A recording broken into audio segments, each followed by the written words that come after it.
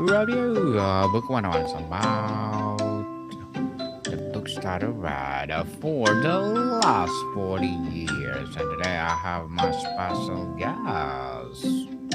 He's a board certified physician, redefining preventive care, as well as the author of the book, Creating a Life of Vibrance, a proven system for extraordinary health, rather than Mr.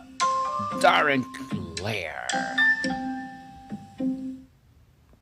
Benny. Welcome, Mr. Darren, on Book 101 Review. And can you please introduce more about yourself that I miss?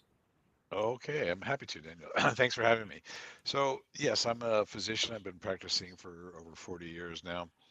Um, I originally started out uh, in anesthesiology, but became aware of the fact that many of the people that I was giving, life and life-risking anesthesia, dangerous surgeries for, would not have needed to risk their life if they had just made some better choices in terms of their lifestyle and took a little better care of themselves.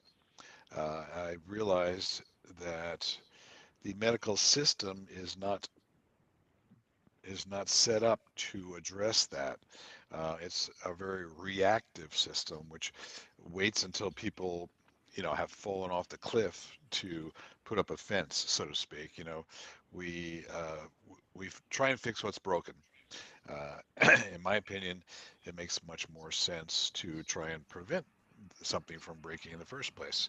That's why we all well, not all of us, but most of us will get our tires changed before we end up with a flat tire, at midnight on a stretch of highway.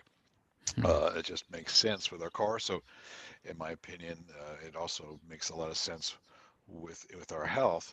And so, realizing that that was not being addressed by our current medical system, I decided that, well, I guess that's something that I should do. And so uh, with that, started what was originally called Vibrance Medical Group and is now called Vibrance Health as a proactive alternative, uh, a proactive alternative to the current medical system.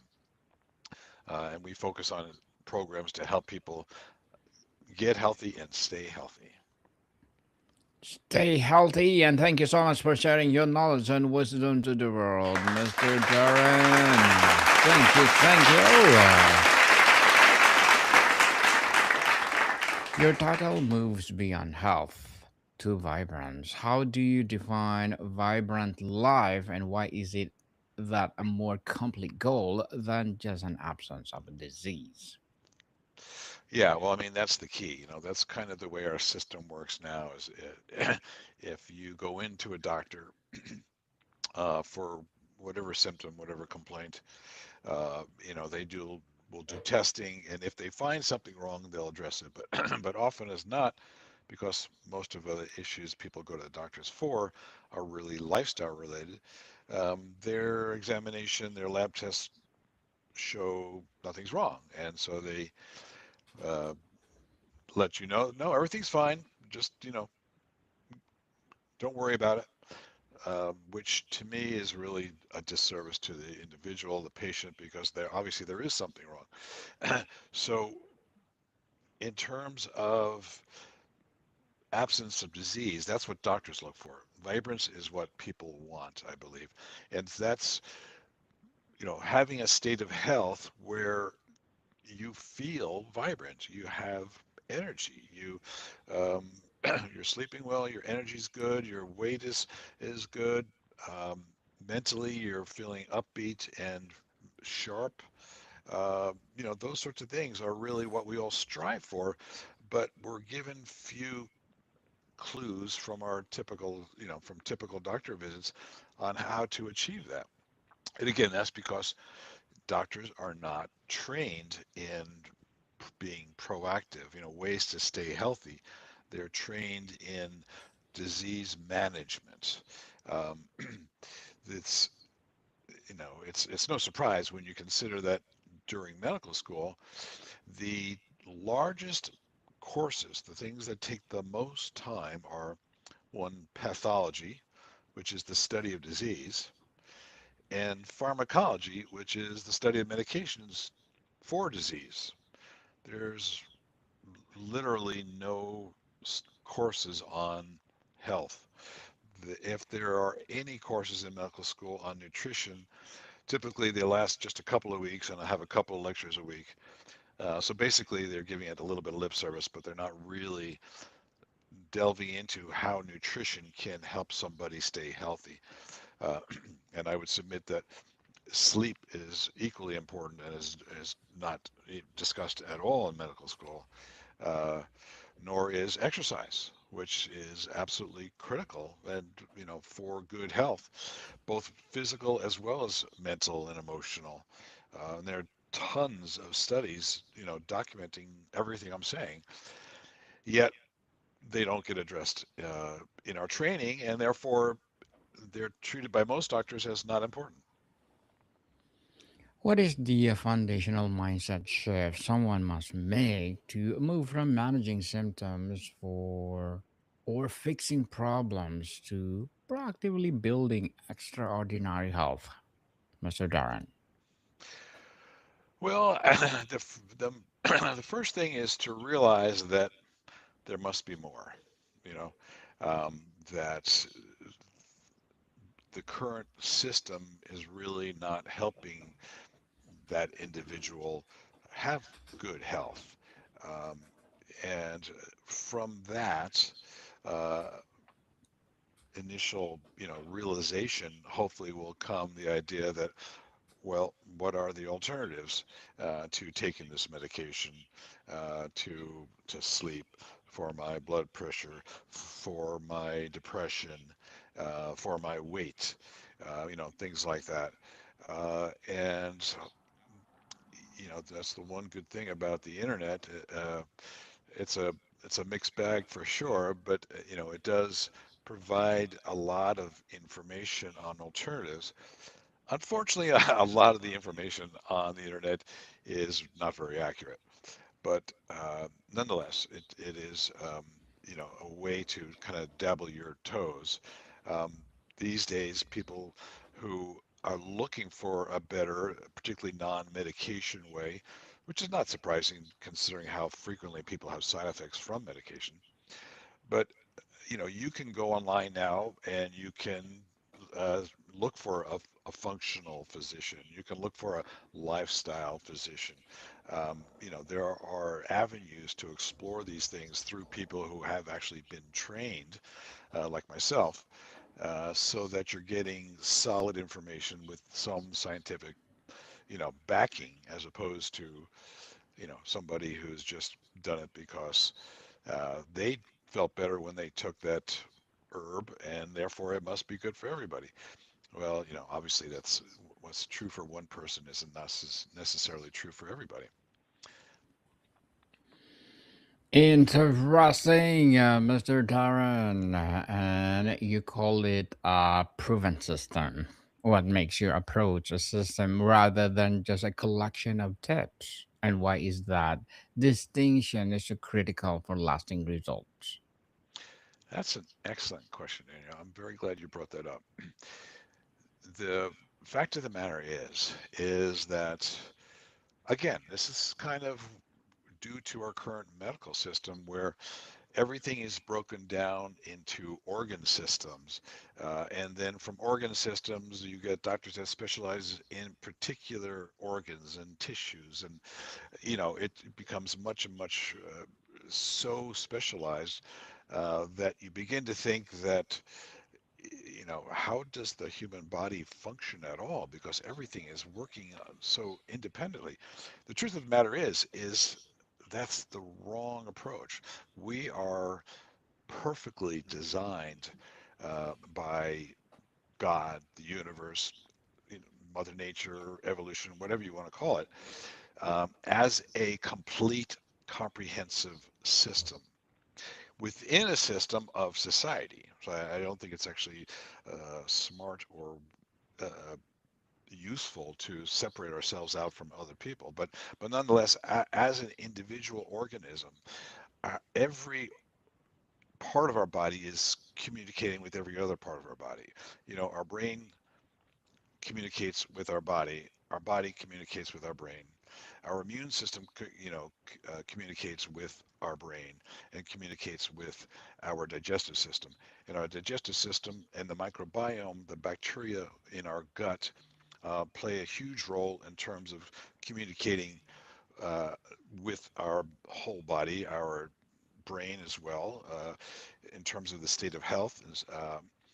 And so you need to treat the body as a whole, and that's something that's lacking these days. Even general practitioners tend to break things down.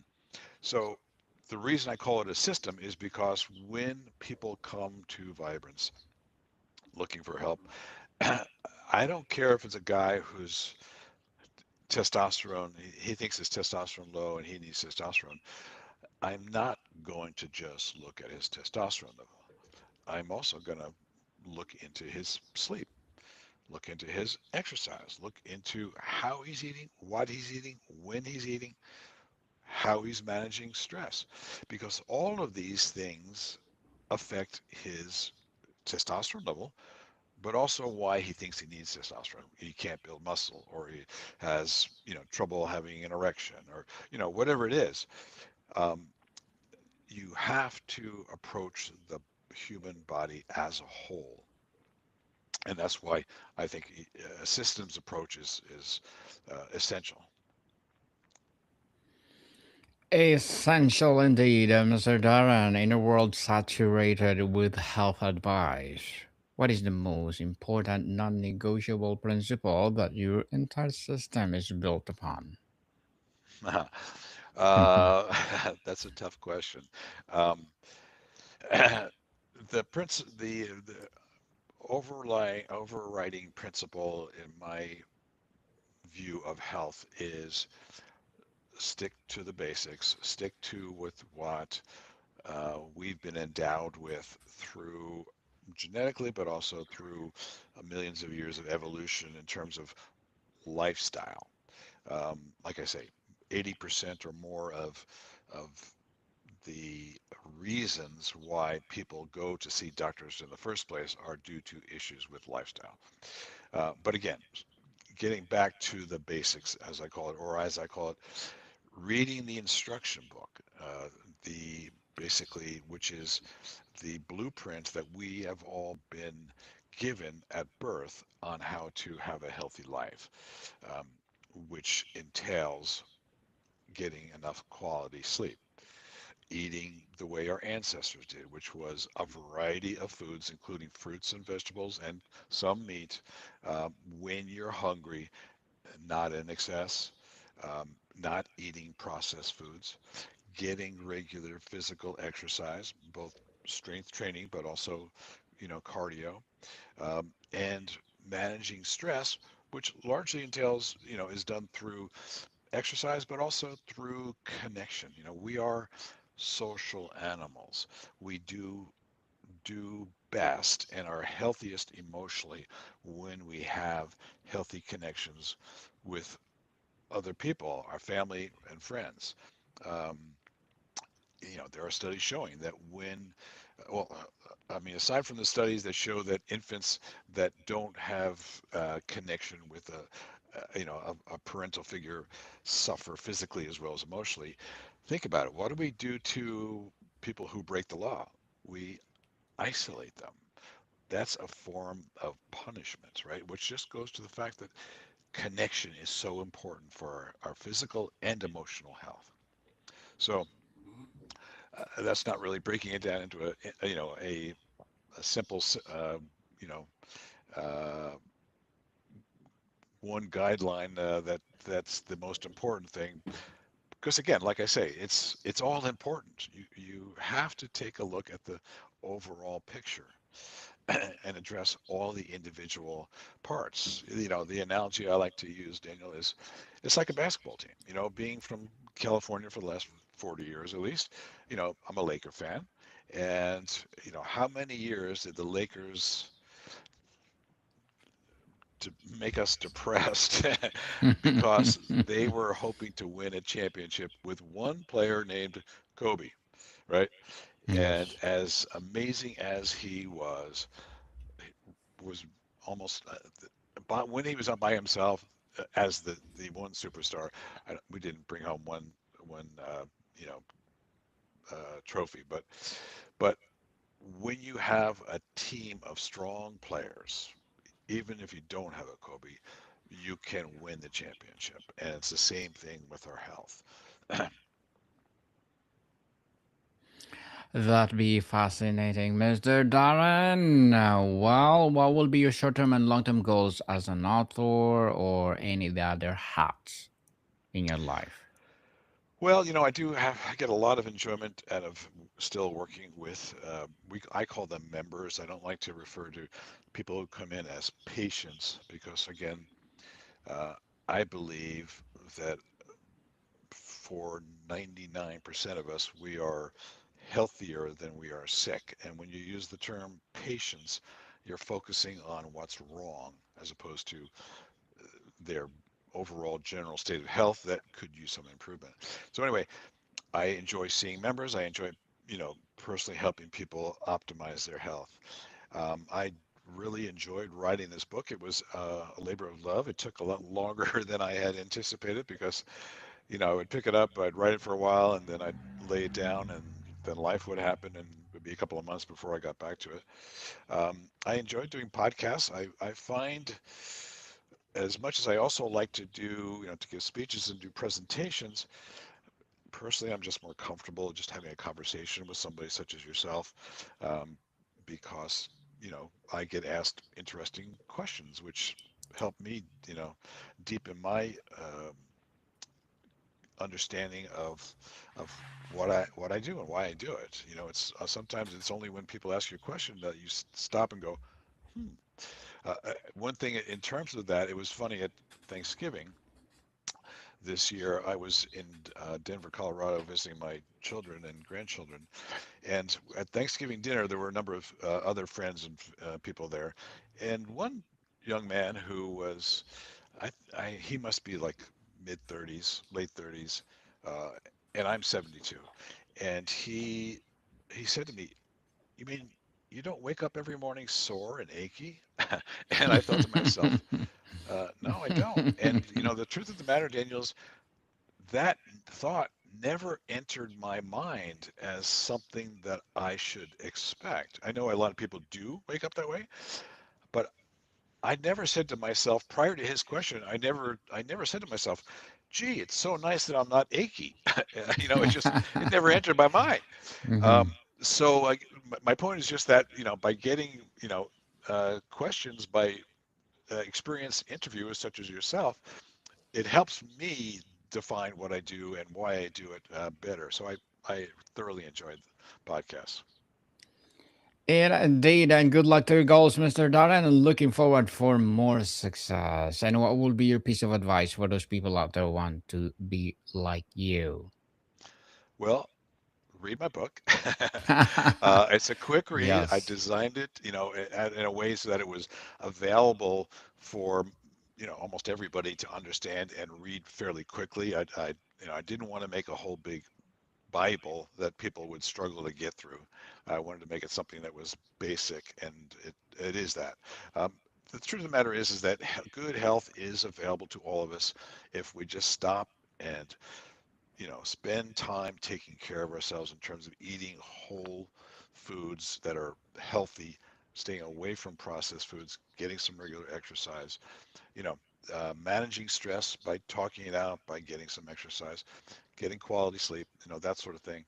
Um, Good health is available no matter where you are in your journey of health, because it's not a destination, it's a journey. Health is, right?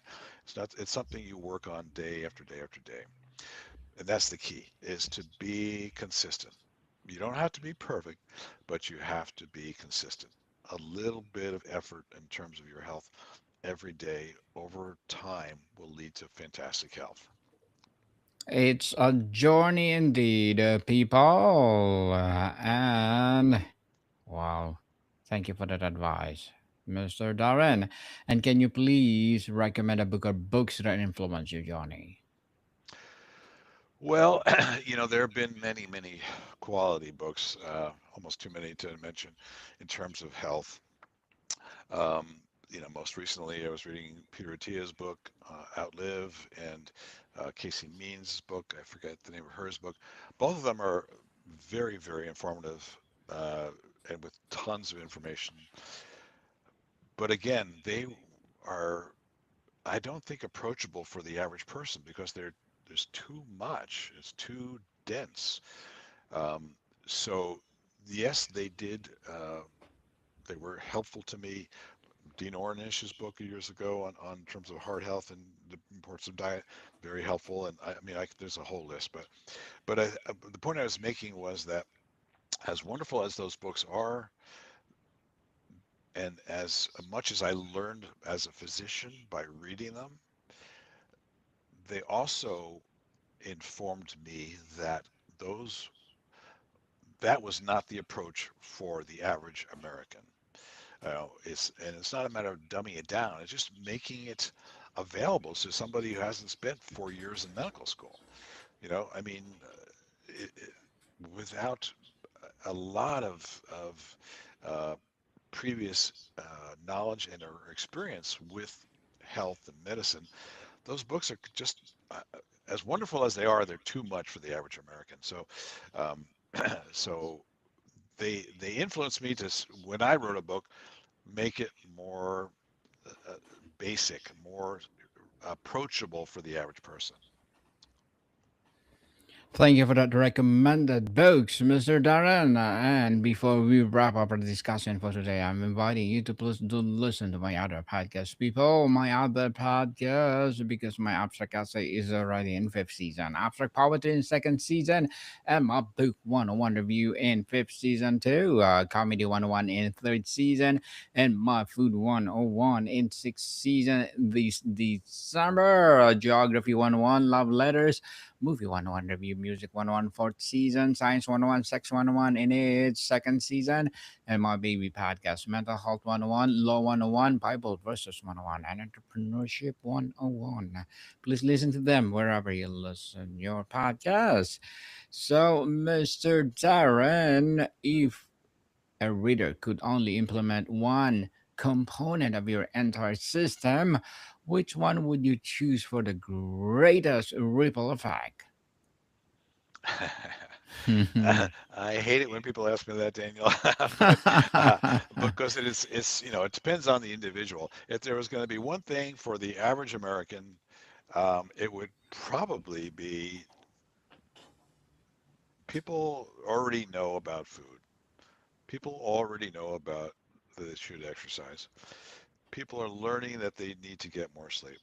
I think the most important thing people need to know is it's actually very healthy to put your phone down and stop scrolling for a bit. Just spend time with yourself. Yeah, spend time in a quiet with yourselves, and ultimately what becomes possible in a person's life, their relationships, their work, their sense of purpose, when they stop just being healthy and start truly living with the vibrance. Yep. Yes, indeed. That will be our sum up, Mr. Darren. And thank you so much for sharing your knowledge and wisdom to the world. So can you please invite our listeners to support your book, your advocacy, or whatever projects that you're doing right now? Yes, please. You can visit me. My website is vibrancehealth.com, and my book is available on Amazon. Yes, people, let's support Mr. Darren because if you support him for more and more, empowering vibrance will rise. So, Mr. Darren, thank you so much for your time. Thank you, Daniel. Marika, people, see you soon.